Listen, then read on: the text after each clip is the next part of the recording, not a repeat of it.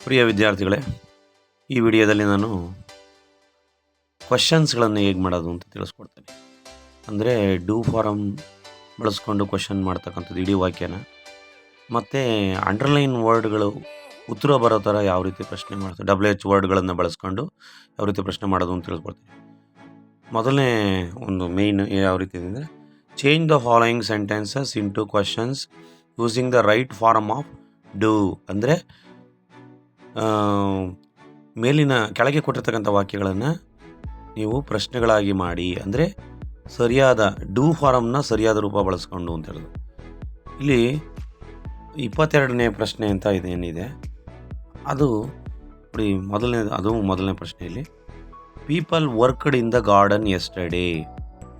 ಇದು ವರ್ಬ್ ನೋಡಬೇಕು. ನಾವು ಫಸ್ಟು ವರ್ಬ್ ನೋಡಬೇಕು. ವರ್ಕ್ಡ್ ಅಂತಕ್ಕಂಥ ಅಂದರೆ ವರ್ಕ್ ಅನ್ನೋದು ಪ್ರೆಸೆಂಟ್ ಟೆನ್ಸ್, ವರ್ಕ್ಡ್ ಅನ್ನೋದು ಪಾಸ್ಟ್ ಟೆನ್ಸ್. ಹಾಗಾಗಿ ಇದು ಪಾಸ್ಟ್ ಟೆನ್ಸಲ್ಲಿದೆ. ಪಾಸ್ಟ್ ಟೆನ್ಸಲ್ಲಿದ್ದಾಗ ನಾವು ಏನು ಬಳಸಬೇಕು? ಡಿಡ್. ಆಮೇಲೆ ಅದರ ಪ್ರೆಸೆಂಟ್ ಟೆನ್ಸ್ ವರ್ಕ್ ಆಗಿರುತ್ತೆ.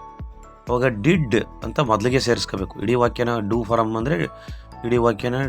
ಅಂದರೆ ಡಿಡ್ ಬಳಸ್ಕೊಂಡು ಪ್ರಶ್ನೆ ಮಾಡಬೇಕು.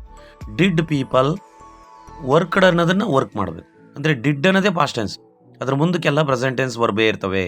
Did people work in the garden yesterday, ಕೊನೆಗೆ ಕ್ವಶನ್ ಮಾರ್ಕ್ ಹಾಕಬೇಕು. ಮತ್ತೆ 22ನೇದು ಅಂತ ಕೊಟ್ಟಿರ್ತಕ್ಕಂಥ ಪ್ರಶ್ನೆ, the narrator told him to go on leave. ಇದು ಕೂಡ ಪಾಸ್ಟ್ ಟೆನ್ಸಲ್ಲಿದೆ. ಯಾಕೆಂದರೆ ಟೋಲ್ಡ್ ಅನ್ನೋದು ಪಾಸ್ಟ್ ಟೆನ್ಸ್, ವರ್ಬನ್ನು ಗಮನಿಸ್ಬೇಕು ನೀವು. ಟೆಲ್ ಅನ್ನೋದು ಪ್ರೆಸೆಂಟ್ ಟೆನ್ಸ್, ಇದಕ್ಕೂ ಕೂಡ ಡಿಡ್ ಅನ್ನೇ ಬಳಸಬೇಕು. Did the narrator tell him to go on leave ಅಂತೇಳಿ ಕ್ವಶನ್ ಮಾರ್ಕ್ ಹಾಕಿ. Next question, my parents like to visit your relatives. ನೋಡಿ, ಇಲ್ಲಿ ಪೇರೆಂಟ್ಸ್ ಲೈಕ್ ಅನ್ನೋದು ಇಷ್ಟಪಡುತ್ತಾರೆ ಅಂದರೆ ಯಾವಾಗಲೂ ಇಷ್ಟಪಡ್ತಾರೆ. ಇದು ಪ್ರೆಸೆಂಟ್ ಟೆನ್ಸಲ್ಲಿದೆ. ಜನರಲ್ ಇದು ಒಂದು ಒಪಿನಿಯನ್. ಡೂ, ಈಗ ಪೇರೆಂಟ್ಸ್ ಅನ್ನೋದು ಬಹುವಚನ ಇರೋದ್ರಿಂದ ಡೂ ಬಳಸಬೇಕು. ಪ್ರೆಸೆಂಟ್ ಟೆನ್ಸಲ್ಲಿ ಡೂ. ಏಕವಚನ ಇದ್ದರೆ does. Do my parents like to visit your relatives, question mark ಹಾಕಬೇಕು. Next, Mara visits the narrator every day. ಇದು ವಿಸಿಟ್ಸ್ ಅನ್ನೋದು ಮಾರ ಅನ್ನೋದು ಏಕವಚನ ಆದ್ದರಿಂದ ಡಸ್ ಬಳಸಬೇಕು ಪ್ರೆಸೆಂಟ್ ಟೆನ್ಸಲ್ಲಿ. ಡಸ್ ಮಾರಾ ವಿಸಿಟ್ ಆಗುತ್ತೆ, ವಿಸಿಟ್ಸ್ ಬರೋದಿಲ್ಲ. ಯಾಕಂದರೆ ಡಸ್ ಅನ್ನೋದ್ರಲ್ಲೇ ಎಸ್ ಇದೆ. ಹಾಗಾಗಿ does Mara visit the narrator every day, question mark. Question ಮಾಡಿದಾಗ ವಿಸಿಟ್ಸ್ ಅನ್ನೋದು ವಿಸಿಟ್ ಆಗುತ್ತೆ. Next, she brings flowers. Next sentence, ಇಲ್ಲೂ ಕೂಡ ಅಷ್ಟೇ ಡಸ್ ಬಳಸಬೇಕು. ಪ್ರೆಸೆಂಟ್ ಟೆನ್ಸಲ್ಲಾಗಿದೆ, ಸಿಂಗ್ಯುಲರ್ ಶಿ ಆಗಿರೋದ್ರಿಂದ ಡಸ್ ಶಿ ಬ್ರಿಂಗ್ ಆಗುತ್ತೆ, ಬ್ರಿಂಗ್ಸ್ ಆಗೋದಿಲ್ಲ. Flowers, does she bring flowers, question mark. ಈ ರೀತಿಯಲ್ಲಿ ನಾವು ಡೂ ಫಾರಮ್ ಬಳಸ್ಕೊಂಡು ಸರಿಯಾದ ರೂಪವನ್ನು ಬಳಸ್ಕೊಂಡು ಪ್ರಶ್ನೆ ಮಾಡ್ತಕ್ಕಂಥ, ಇಡೀ ವಾಕ್ಯನ ಪ್ರಶ್ನೆ ಮಾಡ್ತಕ್ಕಂಥ. ನೆಕ್ಸ್ಟ್ ಮೇಯ್ನ್ ಏನಿದೆ ಅಂದರೆ, frame question so as to get the underline words as answers. ಅಂದರೆ ಅಂಡರ್ಲೈನ್ ವರ್ಡ್ಗಳು ಉತ್ತರ ಬರೋ ಥರ ಪ್ರಶ್ನೆ ಮಾಡ್ತಕ್ಕಂಥ. ಇಲ್ಲಿ WH ವರ್ಡ್ಗಳನ್ನು ಯೂಸ್ ಮಾಡಬೇಕಾಗ್ತದೆ.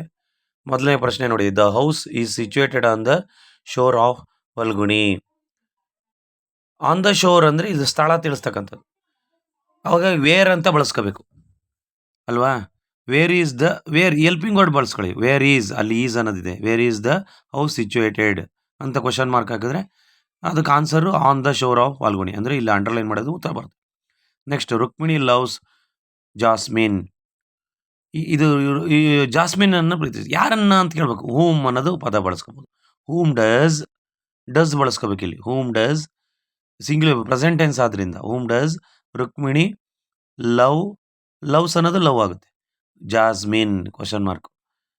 ಸಿಂಗ್ಯುಲರು ಪ್ರೆಸೆಂಟ್ ಟೆನ್ಸ್ ಆಗಿದ್ದಾಗ ನಾವು ಡಸ್ ಬಳಸ್ಕೋಬೇಕು. Bendru Theertha is 15 kilometers away from Puttur. ಅವಾಗ ಸ್ಥಳಕ್ಕೆಲ್ಲ ನಾವು ಡಿಸ್ಟೆನ್ಸಿಗೆಲ್ಲ ನಾವು ಹೌ ಫಾರ್ ಅಂತ ಬಳಸ್ಬೇಕು. How far is, helping verb is ಅನ್ನೋದು ಬಳಸ್ಕೋಬೇಕು. How far is Bendru Theertha from Puttur ಅಂತ ಬಂದಾಗ ಆನ್ಸರು 15 ಕಿಲೋಮೀಟರ್ಸ್ ಅವೇ ಅಂತ ಬಂದ್ಬಿಡುತ್ತೆ. ಕ್ವಶನ್ ಮಾರ್ಕು ಕೊನೆಗೆ ಹಾಕು. ಹೌ ಫಾರ್ ಅನ್ನೋದನ್ನು ಬಳಸ್ಕೋಬೇಕು. How far is Bendru Theertha from Puttur, question mark. Next, they are going out tonight. ನೋಡಿ, ಟು ನೈಟ್ ಅನ್ನೋದು ಇವತ್ತು ರಾತ್ರಿ ಅಂತ. ವೆನ್ ಅಂತ ಬಳಸ್ಕೋಬೇಕು ಅವಾಗ ಯಾವಾಗ ಅಂತ ಕೇಳಿದ್ರೆ ಅವಾಗ ಉತ್ತರ ಟು ನೈಟ್ ಅಂತ. When are helping verb are ಬಳಸ್ಕೋಬೇಕು. When are they going out question mark. When are ಆಮೇಲೆ ದೇ ಸಬ್ಜೆಕ್ಟು ಆಮೇಲೆ ವರ್ಬ್ ಕ್ವಶನ್ ಮಾರ್ಕ್ ಅವನಿಗೆ. ರಾಜು ವೋಕಪ್ ಅನ್ನೋದು ಪಾಸ್ಟ್ ಟೆನ್ಸ್, ಹಾಗಾಗಿ ಅದರ present tense wake up. When did ಅಂತ ಬಳಸ್ಕೋಬೇಕು, ಪಾಸ್ಟ್ ಟೆನ್ಸಿಗೆ ಡಿಡ್ ಬಳಸ್ಕೋಬೇಕು helping verb. When did Raju wake up ಅಂತ ಬಳಸ್ಕೋಬೇಕು ಪ್ರೆಸೆಂಟ್ ಟೆನ್ಸ್ ಫಾರ್ಮನ್ನು, ಯಾಕೆಂದ್ರೆ ಡಿಡ್ ಪಾಸ್ಟ್ ಟೆನ್ಸ್ ಇದೆ. ವೆನ್ ಡಿಡ್ ರಾಜು ವೇಕಪ್ ಅಂತ ಕ್ವಶನ್ ಕೇಳಿದ್ರೆ ಕ್ವಶನ್ ಮಾರ್ಕ್ ಹಾಕಿದರೆ answer early in the morning yesterday. When did Raju wake up ಅಂತ ಕ್ವಶನ್ ಮಾರ್ಕ್. ಯಾವ ರೀತಿಲಿ WH ಇದು ಅಂಡರ್ಲೈನ್ ವರ್ಡ್ಗಳು ಉತ್ತರ ಬರೋ ಥರ ಪ್ರಶ್ನೆ ಮಾಡೋದನ್ನು ತಿಳ್ಕೊಂಡ್ರಲ್ವಾ? ಈ ರೀತಿಯಲ್ಲಿ ನಾವು ಡೂ ಫಾರಮ್ ಬಳಸ್ಕೊಂಡು ಪ್ರಶ್ನೆ ಮಾಡೋದು ಮತ್ತು ಅಂಡರ್ಲೈನ್ ವರ್ಡ್ಸ್ಗಳು ಉತ್ತರ ಬರೋ ಥರ ಪ್ರಶ್ನೆ ಮಾಡೋದು ಹೇಗೆ ಅಂತ ತಿಳ್ಕೊಂಡ್ವಿ. ಅರ್ಥ ಆಯ್ತಲ್ಲ?